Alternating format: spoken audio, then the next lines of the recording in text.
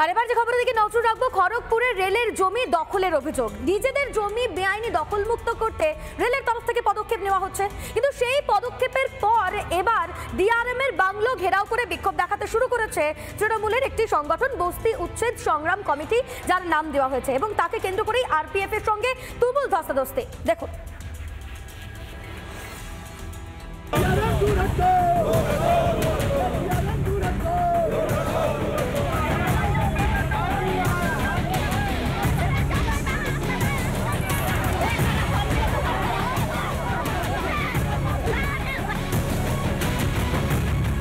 5,000 के करीब के ऑलरेडी एविक्शन ऑर्डर्स इशूड है, पर क्योंकि स्टेट गवर्नमेंट का सपोर्ट नहीं होने से या जो लोकल जो प्रशासन है, पुलिस और सिविल प्रशासन, वो कोऑपरेट नहीं करने से বস্তি বাঁচাও সংগ্রাম কমিটির ডাকে ডিআরএম বাংলো ঘেরাও কর্মসূচিকে ঘিরে উত্তেজনা খড়গপুরে, এবং এই মুহূর্তে আমরা দেখাবো পুলিশ এবং তৃণমূল সমর্থিত যে সংগঠন তারা কিন্তু একেবারে মুখোমুখি।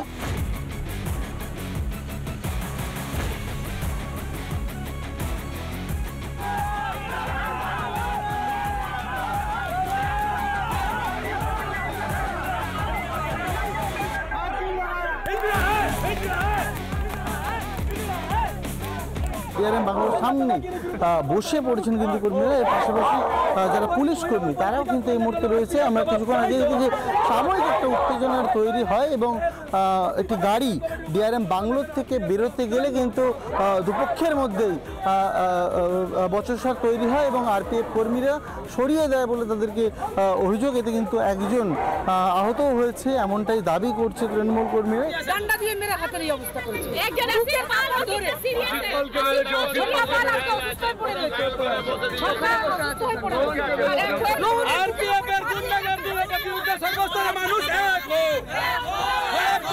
ডিআরএম বাংলো ঘেরাও অভিযান ছিল, আমাদের শান্তিপূর্ণ আন্দোলন চলছিল। হঠাৎ করে একটি গাড়ি বেরোতে দেখি আমরা, ডিআরএম সাহেব আসছিলেন ওখানে, আমরা আমাদের জায়গায় আন্দোলন করছিলাম। হঠাৎ করে আরপিএফের কোনো নির্দেশ আছে আরপিএফের উপর, তারা সঙ্গে সঙ্গে টানাহিসেরা করা স্টার্ট করে এবং লাঠিচার্জ করা স্টার্ট করে।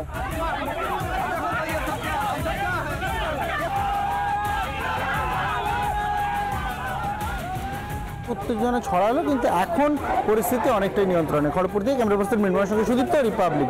নানা ধরনের কন্টেন্ট দেখার জন্য লাইক করুন, শেয়ার করুন আমাদের ফেসবুক পেজ, সাবস্ক্রাইব করুন আমাদের ইউটিউব চ্যানেল। পাশাপাশি অন্যান্য ব্রেকিং নিউজের জন্য অবশ্যই চোখ রাখুন রিপাবলিক বাংলায়।